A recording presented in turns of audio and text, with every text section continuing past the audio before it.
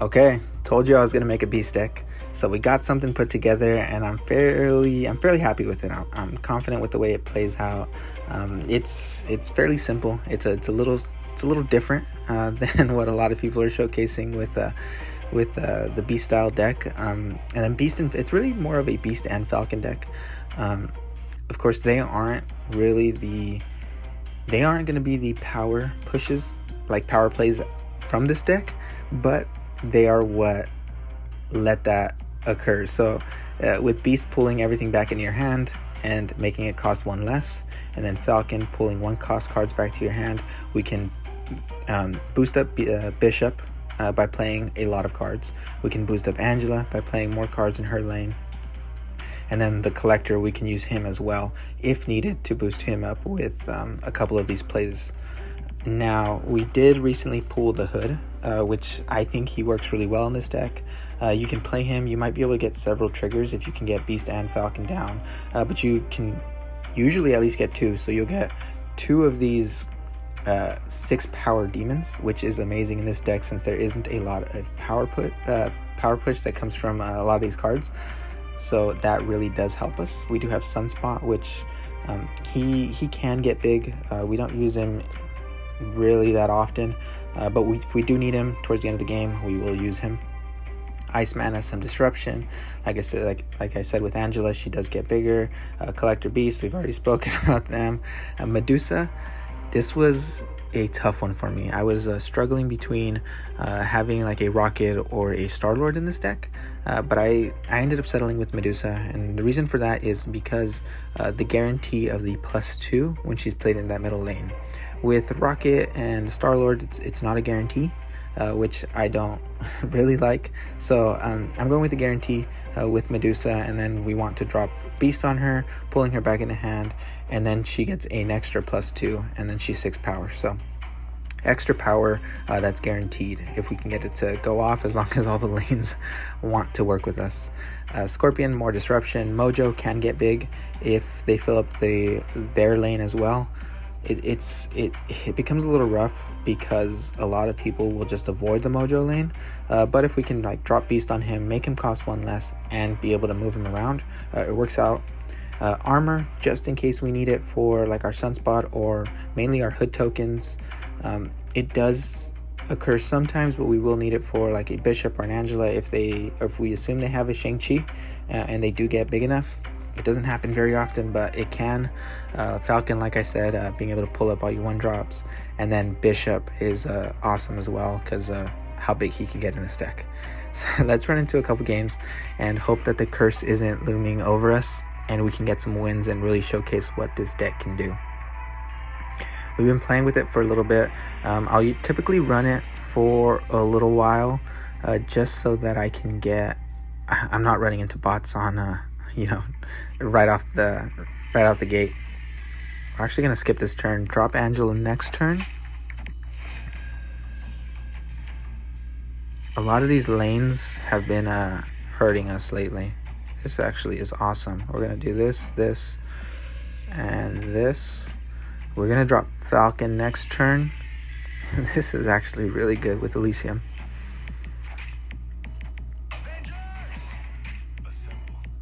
If we can pull our Beast now, that would be great. Almost everything would cost 0 in this deck.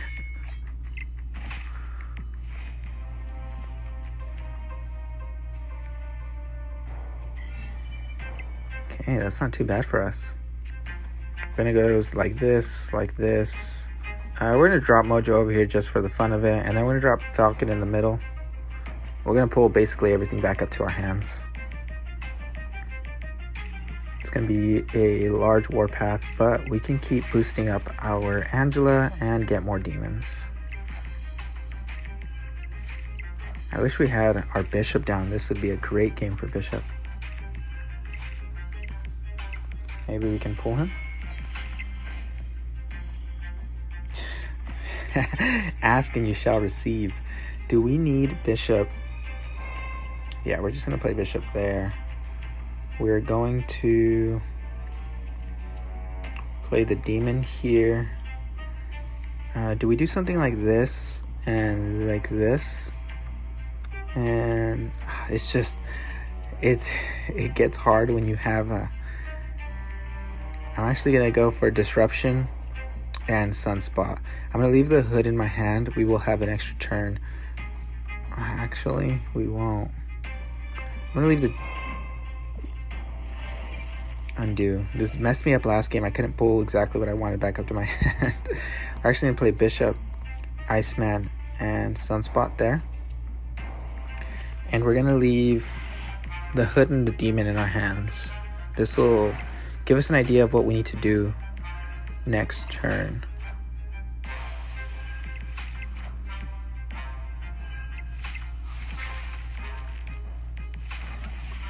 I wish we had a beast now.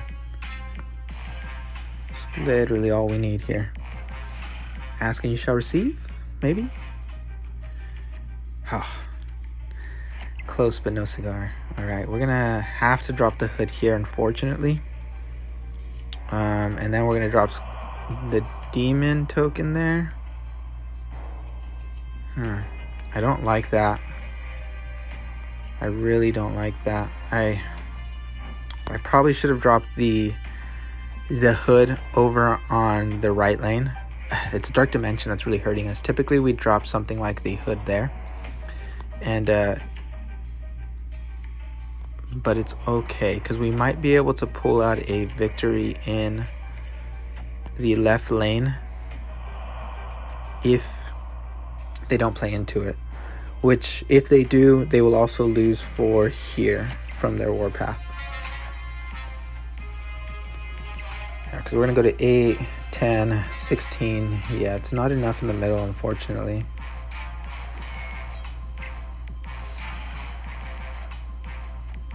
But maybe we can pull out a victory into the Dark Dimension. There he is. Turn too late, buddy. So we have to drop him first, Scorpion, and then the Demon, which is still a lot of power out into the left lane to drop on the last turn.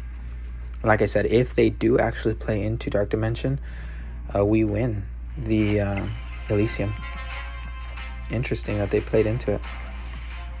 Yeah, because that gives us the win in Elysium. And more than likely the win in Dark Dimension. Wait, no. Was not expecting the Spectrum play. I've been tricked a lot with Spectrum on turn 6. I just expect her to be in a Wong deck. I don't know why. But we still pull out with a victory and a good showcase of game number 1. Fortunately, Dark Dimension didn't allow us. We could have easily won the middle lane if we didn't have to play him into that lane. Perfect. All right, let's play a couple more games and see if we can keep showcasing what the deck can do. Elysium kind of it was kind of the cheat code there, but gives a general idea of what it wants to do. Cool. Okay, we have Sunspot, we have Armor. Okay, so we're gonna play Sunspot into the middle location. We might even play Armor thereafter. We're gonna end up playing him into Death's Domain, as long as they don't have a Destruction style deck. Ooh. We could sneak out a win over there. Okay. More Disruption, I think. Do we want the Disruption over here, though? More Disruption. It's actually our first set of Disruption. Yeah, let's play it in the middle. If we do pull a Falcon, we can free up some space in Stark Tower if we need. We will more than likely leave that alone, though, after this.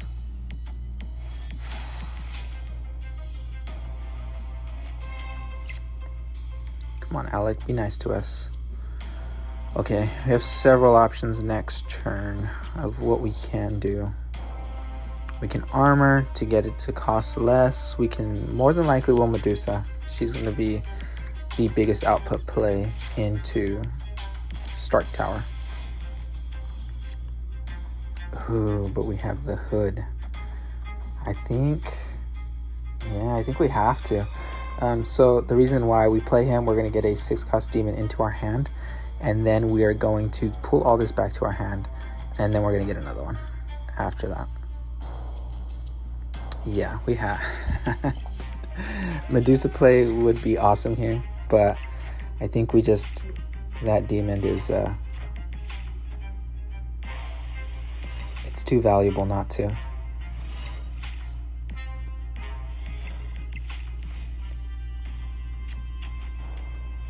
Okay, we're gonna play Bishop there. I'm gonna play Sunspot there as well. I don't know if we really can win.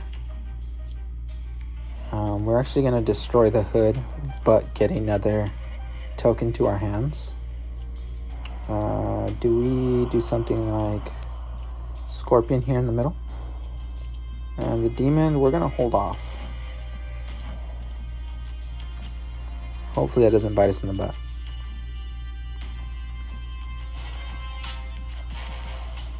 Oof, that's a lot of power there actually.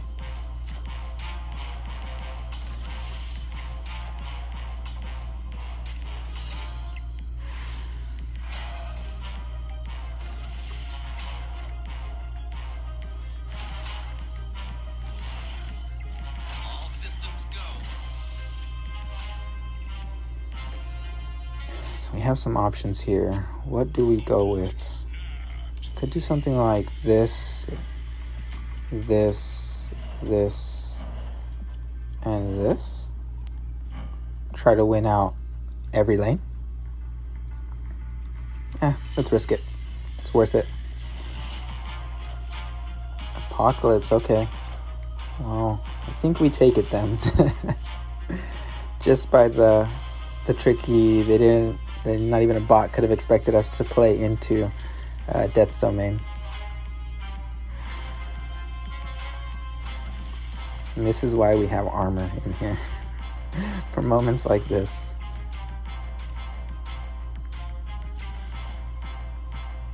Made it closer than even into the far right lane. That's awesome. But we're showcasing some of the power output we can put with this deck. I love it. We're not just getting totally screwed with these lanes right now. I call the deck redo because you're redoing all of your plays over and over.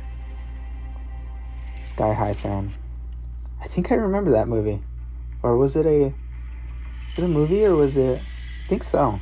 Disney Channel. Let's go Sunspot into the vault.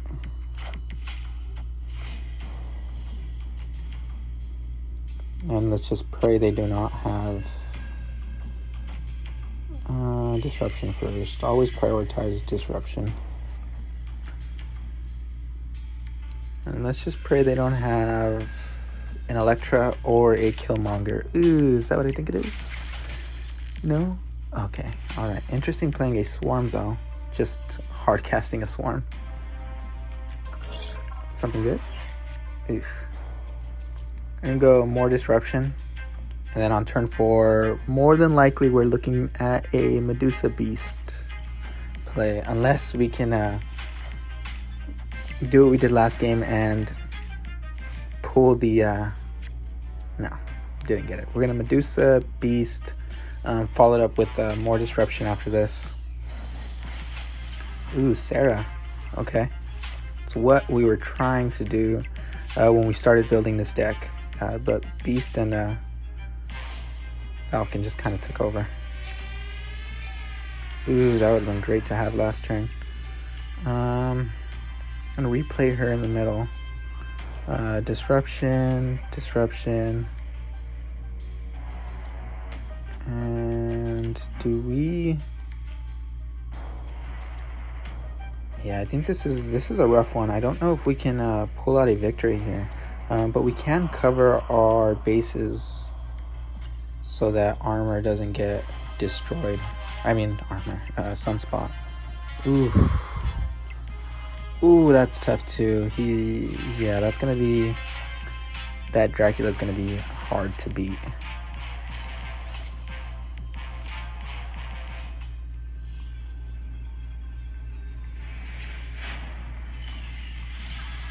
Yeah, that's see, and oh, I don't know if we hit him too hard with the Scorpion or the Iceman, but we pulled out the victory. Let's play one more, see if we can get one to finish out.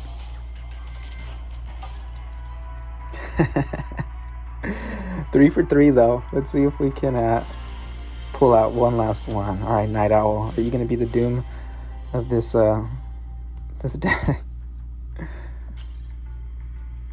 All right, we have seen decent plays in hand though.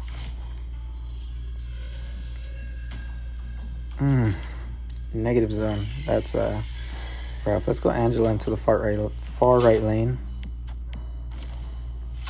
Then I think we go Bishop into the left. And Bishop to the left. We're gonna need to pull like that. Do we do something like this? No, let's get 2 triggers off that hood. But we can get an extra trigger off. No, we have to. Unfortunate. Ooh, Mr. Negative. Yeah, I think we're done. Mr. Negative is so hard to play against. Don't get me wrong. I mean, I don't have him, so I can't just say I like Mr. Negative. But it's definitely rough when you have to go against it. Oof, I also really want another hood, but I don't want to play into this. However, they haven't played anything over here. They're gonna have to this turn. Do we think that they can beat us?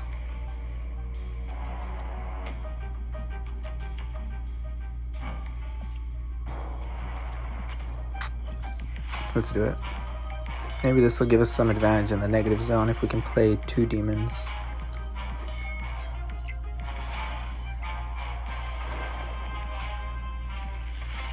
Yeah, that's a big card. Thorjane Foster, for everything she does, she is extremely high power. Can do something like this, and like this, or like this. Get some extra power there.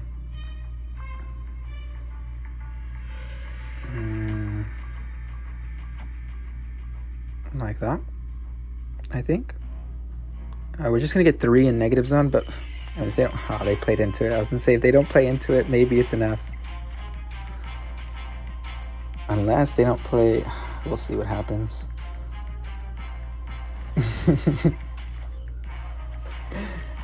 we were due for a loss if this is it. Oh yeah, that. Ooh.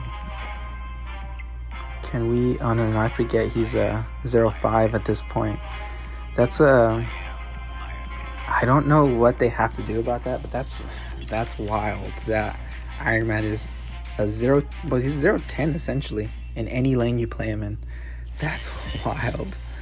Good plays though. I have seen that a lot. The Arnim Zola into you drop Iron Man, then Arnim Zola, then you copy it. It's a great play. It's just. It's almost too easy with Mr. Negative. It's pretty insane. But we did showcase what we had with this deck. It's fairly competitive. It's just, I think, high output decks, like if you run into a Hala style deck where they're putting down 20 power cards and Gigantos and freaking, what's his name? I always forget his name in the Infinite. It's pretty ridiculous to compete there. And then in Mr. Negative decks, I don't have him. I wish I did, so I can try to put something together and show you guys.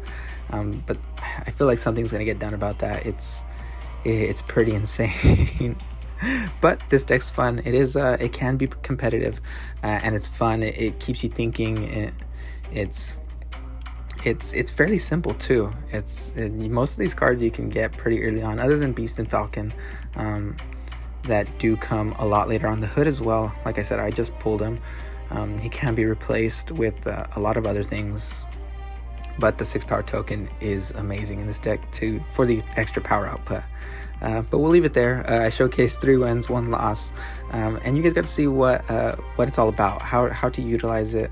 I'm sure that there's people with maybe some better cards that can be slotted in here, or some better ideas, some better plays that could have happened, but it shows you how you can use a Falcon and a Beast and how to utilize them, and what cards kind of gets your brain thinking and how to put everything together. So let me know what you guys think in the comments. Maybe you guys can give me some ideas, and see you in the next one.